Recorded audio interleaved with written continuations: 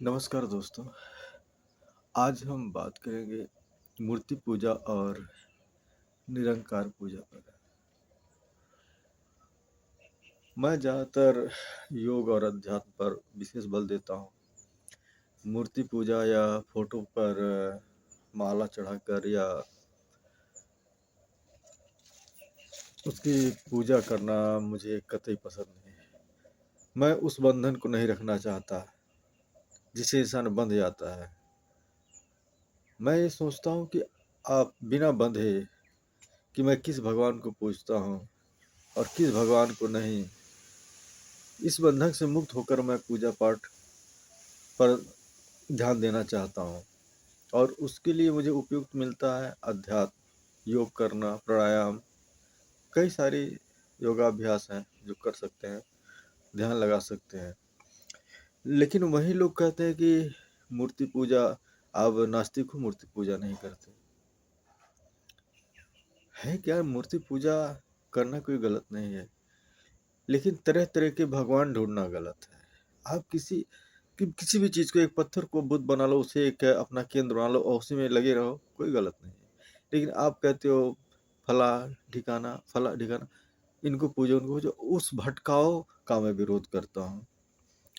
और भटकाव का विरोध मैं इसलिए करता हूँ कि लोगों ने आपके मन में यह चीज़ें भर दी हैं कि जिस भगवान से आप पूछते हो उससे मांगने का अधिकार रखते हो। नहीं, आप ईश्वर से कुछ नहीं मांग सकते, आपका मांगने का अधिकार ही नहीं है। यही पूजा और अध्यात्म का अंतर है। पूजा लोग करते हैं मांगने के लिए, अध्यात्म करते हैं स्वस्थ रहने के लिए। और ईश्वर की स्तुति सिर्फ सिर्फ सिर्फ स्वस्थ के लिए होता है, न कि मांगने के लिए। अब मैं कहता हूँ कि मूर्ति पूजा सही क्यों है।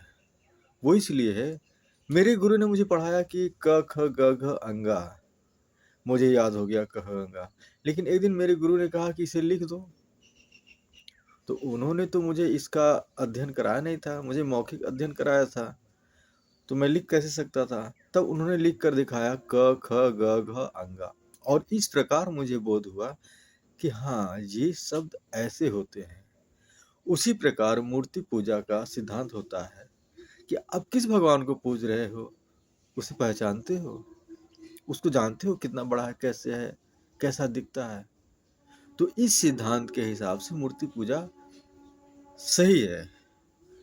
हम अपने ईश्वर को पहचान जाते हैं, उसी रूप में पहचानते हैं जिस रूप में वो मूर्ति होती है, और हम उसी के पूजा में लग जाते हैं और वहीं ठहर जाते हैं, रुक जाते हैं। आप देखते हैं कि मुस्लिम लोग नेचर की पूजा करते हैं, इन्हें किसी मूर्ति पूजा वाले को ये बुत परस्त बोलते हैं और उनका विरोध करते हैं, मजाक उड़ाते हैं। लेकिन क्या आपने देखा है कि आज मुसलमान कहाँ हैं? पूरी दुनिया पर हैं, लेकिन फिर भी जमीन पर नहीं है। ये आसमान में, ये ख्वाबों की दुनिया में जी रहे हैं।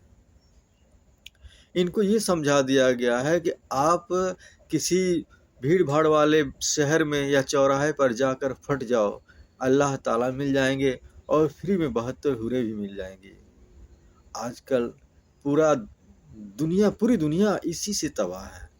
ये कहीं न कहीं फटते रहते हैं और अल्लाह ताला के पास जाते रहते हैं।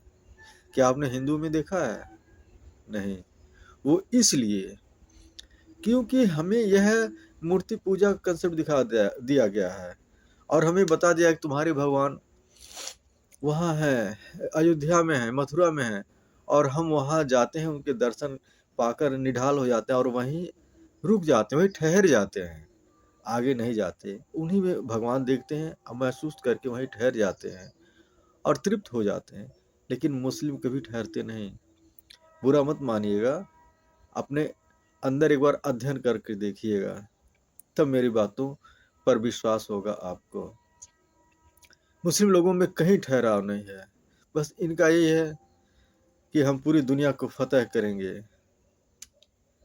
पूरी दुनिया की जब तक एक एक लोग मुसलमान ना हो जाए तब तक हम लगे रहेंगे, जैसे कि कोई टारगेट पूरा कर रहे हो। ये गलत है भाई। ईश्वर की स्तुति के लिए मुझे मुसलमान बनना है, ना आपको हिंदू बनना पड़ेगा। आप आपका माध्यम ही आपको अपने इष्ट तक पहुंचाता है। अब माध्यम कौन सा है, वो आपके अपने ऊपर ही डिपेंड करता है। आप मूर्ति पूजा करके प्राप्त करना चाहते हैं या आध्यात्मिक नज़रिए से या योग के नज़रिए से, वो आप पर डिपेंड है। इसलिए मैं, जो मेरे भाई लालायित रहते हैं कन्वर्टेशन के लिए, धर्म बदलने के लिए, लाभ और लोभ और लालच के लिए, मैं उन्हें ये बताना चाहता हूँ कि लोभ और लालच किसी भी प्रकार से आध्यात्मिक कंसेप्ट नहीं है। हम मूर्ति पूजा करें या अध्यात्म करें, इससे लोभ लालच, हे भगवान मुझे कार गाड़ी फला ठिकाना चाहिए, इसका कोई कंसेप्ट नहीं होता। इसका सिर्फ एक ही कंसेप्ट, अध्यात्म अध्यात्म अध्यात्म। और अध्यात्म करने से हमें क्या प्राप्त होता है, हमारे मानसिक विकार समाप्त होते हैं और हमारे मन शुद्ध होते हैं। और जब हमारे मन शुद्ध होंगे तो अच्छे विचार आएंगे, अच्छी सोच आएगी, परिश्रम करने की क्षमता आएगी और इस प्रकार हम अच्छे कर्म कर पाते हैं। लेकिन वहीं लोभ लालच के में फंसकर हम कहीं के नहीं रहते, ना ईश्वर के होते हैं, ना ही अपने रह जाते हैं। अभी लोग कहते हैं कि ईश्वर नहीं है या नहीं है। मैं कहता हूँ कि हम डिसाइड करने वाले कौन होते हैं, हमारी औकात क्या है इस इतने बड़े ब्रह्मांड में, हम हैं क्या जो ये डिसाइड कर सके ईश्वर है या नहीं है। हमारी औकात कितनी है जो हम ये डिसाइड करने में लग जाते हैं कि भगवान है, कोई कहता नहीं है। ये हमारे बस की चीज नहीं है। हमारी बस में बस इतना है कि हम किसी एक को केंद्र मानकर, जो इस संसार का रचयिता है, उसको बस स्मरण करते रहें और ये 2-4 दिन की जिंदगी जो बची है उसको गुजार कर तृप्त हो जाएं। क्योंकि इस ब्रह्मांड में हमारी कोई गिनती नहीं है। इस ब्रह्मांड की आयु हम 50-60 साल जी लेते हैं, सोचते हैं बहुत जी लिया। इस ब्रह्मांड की आयु बहुत बड़ी है जिसमें हम कहीं नहीं समाते, हमारी कोई वैल्यू नहीं है। अब एक लिए ये कहा जाए कि ईश्वर नहीं है, तो चलो मैं भी कहता हूँ ईश्वर नहीं है। अगर नहीं है तो लाखों हजारों करोड़ों प्रकार के पेड़, करोड़ों तरह के इंसान, जिनकी आपस में कोई शक्ल सूरत नहीं मिलती, सभी अलग अलग, फिर भी मानव है, सबका दिल धड़कता है एक दूसरे के लिए, एक दूसरे की भावनाओं के लिए। अब अगर कोई है नहीं रचयिता, तो ये सब कहाँ से हुआ, कैसे हुआ। कोई साइंटिस्ट तो बैठा है जो हमें रच रहा है, जो तरह तरह के पेड़ पौधे बना रहा है। वो निरंकार है, हमें दिखाई नहीं देता, लेकिन हाँ, हम उसका आकार बनाकर पूज सकते हैं किसी के रूप में, अपने माता पिता, अपने भाई, अपने पूर्वजों के रूप में उसे वह स्वरूप देकर उस स्वरूप में पूज सकते, क्योंकि उसका स्वरूप तो हमें पता नहीं। हम किसी के स्वरूप में है उसके स्वरूप को पा सकते हैं, या बिना स्वरूप के भी प्राप्त कर सकते हैं। लेकिन वही होगा मुसलमान लोगों के हाल। जैसे मुस्लिम लोग मूर्ति पूजा बुत पुरस्ती नहीं करते, जिसकी वजह से उस ऐसे खोज में लगे हुए हैं, ना कभी उनकी खोज पूरी होने वाली है और ना ही वो इंसान बनने वाले हैं। वो अब तो ये लगने लगा है कि वो इंसान रह ही नहीं गए हैं। वो ईश्वर को ढूंढते ढूंढते इतनी दूर निकल चुके हैं कि शायद अगर वो वापस झांके तो अपने आप को जमीन पर पाए ही ना। आप देख रहे हैं पूरे विश्व में कुछ भी ये करने के लिए तैयार रहते हैं, इस निंदा के नाम पर ये कुछ भी करने को तैयार रहते हैं। तरह तरह के स्वरूप बना लिए हैं, अपने हिसाब से इन लोगों ने ढाल लिया है कि ऐसे तैसे, जो ईश्वर को अल्लाह को नहीं मानेगा हम उसको कत्ल कर देंगे, ये कर देंगे, वो कर देंगे। ये क्या है। अगर वो कहीं अगर बुत परस्ती में होते, अगर मूर्ति पूजा कर रहे होते, किसी को मान रहे होते, तो वो ठहर जाते, उनके अंदर ठहराव आ जाता।